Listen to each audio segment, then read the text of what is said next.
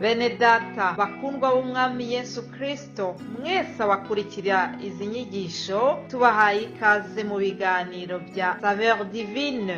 Ibi biganiro mu bitegurirwa n'abavugabutumwa bwiza batandukanye, akaba ari umuhamagaro ugendera ku ijambo ry'Imana byanditse mu gitabo cy'ubutumwa bwiza uko bwanditswe na Matayo ibice 24 umurongo wa 14. Kandi ubutumwa bwiza bw'ubwami buzigishwa mu isi yose ngo bube ubuhamya bwo guhamiriza amahanga yose, nibwo imperuka izahera ko ize. Ibi biganiro mubikurikira ku channel ya YouTube yitwa Saveur Divine. Tubifurije kugubwa neza. Imana Data ari nayo So ibaha umugisha.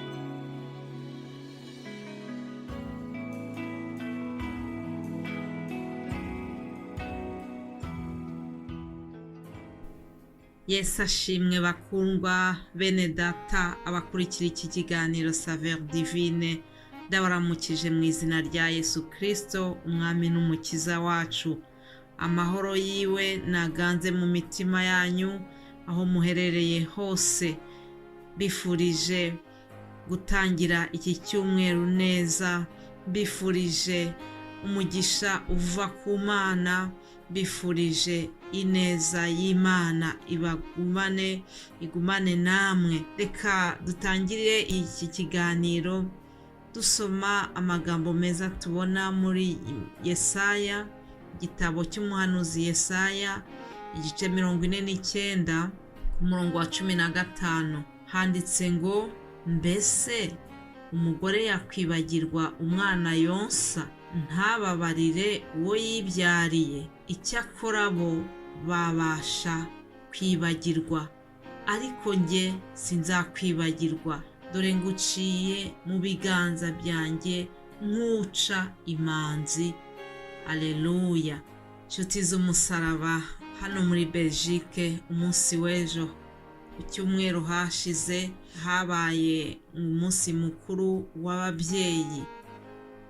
Owe unyumva, niba waragize umugisha wo kubyara, nkwifurije nanone umunsi mukuru mwiza. Uramutse unyumva kandi ukiri kuri uwo musozi wo gutegereza urubyaro, Imana igukomeze. Imana ntabwo yakwibagiwe, nawe izakugirira ubuntu. Hanyuma rero dusomye rino jambo rivuga ngo, mbese umugore cyangwa se umubyeyi. Reka tuvuge umubyeyi kuko abagore bose ntabwo ari ababyeyi, ariko ababyeyi bose ni abagore. Icyo kintu ugisobanukirwe. Ngo mbese umubyeyi cyangwa umugore yakwibagirwa umwana yonsa? Birashoboka yuko yakwibagirwa, uretse ko ari ikintu gikomeye cyane. Ni ibintu bidashoboka kuko uburyo duteye, uburyo Imana yaturemye, niyo umubyeyi wonsa ari kure y'uruhinja rwe, yaba yagiye nk'ahantu mu kazi, iyo igihe kigeze yuko umwana yonka, umwana akarira ashonje, hari ukuntu ngo amashereka yikora akazamuka nubwo baba batari kumwe. Icyo gihe sisiteme ikidekaransha, umubyeyi agahita amenya yuko igihe cyo konsa umwana kigeze. Urumva ukuntu Imana yaturemye neza, Imana yabikoze neza cyane. Hanyuma aya magambo umuhanuzi Imana icisha aya magambo kuri Yesaya, iravuga ati, mbese reka twishyire twimagine yuko bibaye uwo mugore, umubyeyi akaba wenda ameze nk'uwarwaye, akaba yabyibagirwa, yakwibagirwa umwana yose. Nubwo byamera gutyo, njyewe Imana yakuremye, ntibyashoboka yuko nkwibagirwa. Aleluya.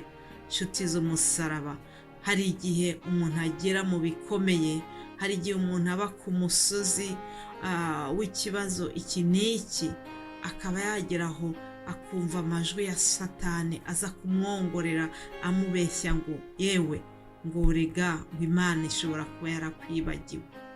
Ibyo ngibyo niba bitarakubaho, Imana ishimwe. Ariko bijya bishika yuko umuntu ashobora rwose kugera mu bihe bikomeye, umuntu ashobora kuba yaragize za deception nyinshi cyane, hanyuma akagera aho kumva yuko n'Imana ubwayo ishobora kuba yaramutaye. Ariko muri iki gitondo nje kukubwira ngo ntibishoboka. Imana iraje iratubwiye mw'iri jambo ngo ntibishoboka ko njyewe nakwibagirwa. Sinzakwibagirwa ngo naguciye nk'imanzi mu biganza byanjye. Imana ishimwe. Ndashimira Imana yuko ituzi, ndashimira Imana yuko ngo amazina yacu yanditse mu biganza byayo. Rero nshuti yanjye, Satani naza akakongorera ngo Imana yarakwibagiwe, Imana nticyumva amasengesho yawe, umwirukanire kure, umubwire uti genda Satani, ntabwo nshaka kukumva, ntabwo nshaka kumva ibyo umbwira. Umubwire uti kuko nzi yuko Umwami Imana yanjye izantabara, nicyo gituma ntamwara, nicyo gitumye nkomeye mu maso hanjye, kandi nzi neza yuko Umwami Imana azantabara, nzi neza yuko Imana izansubiza, nzi neza yuko Imana izankiza iyi ndwara.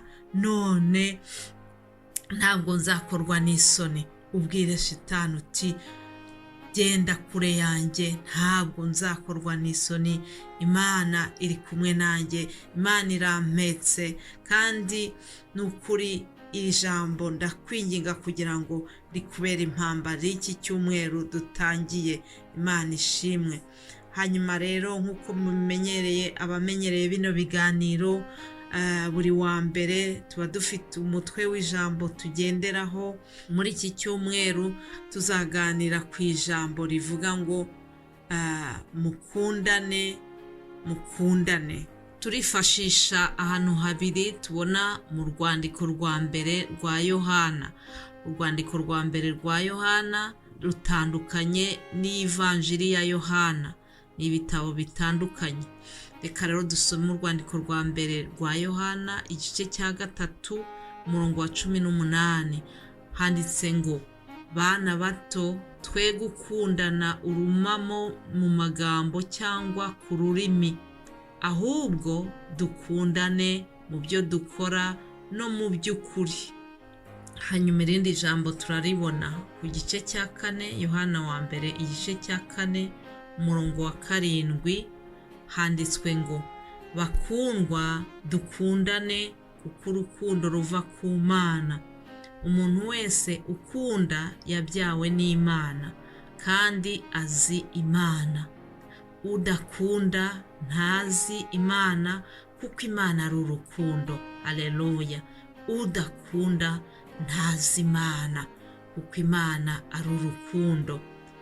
Imana ishimwe. Ndashimira Imana yuko yaduhaye urugero rwiza, ngo yadukunze mbere. Imana yatweretse urukundo rwinshi ubwo yoherezaga umwana wayo w'ikinege Yesu Kristo kugira ngo adupfire, kugira ngo aducungure. Hanyuma Yesu Kristo yabanye n'abigishwa be igihe cyari cyegereje cyo kugira ngo afatwe, abambwe, apfe, yishwe urupfu rubi. Mu gihe yari yegereje ariya masaha yo kujya ku musaraba, Yesu yababwiye amagambo akomeye cyane.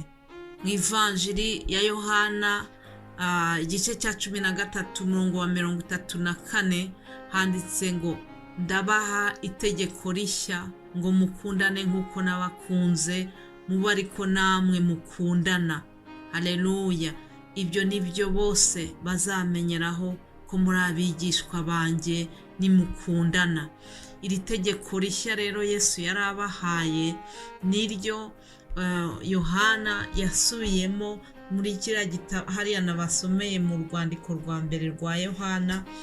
Yasubiyemo aya magambo Yesu yari yaravuze. Yohana yabwira abakristo bo mu itorero rya Efeso muri ririya torero bari bafite ingorane, bari bafite ibibazo byatewe n'uko hari abantu baje bashaka kubavangira bagatanga inyigisho z'ubuyobe, nuko bakanababwira ibintu bitandukanye n'ibyo bari barigishijwe.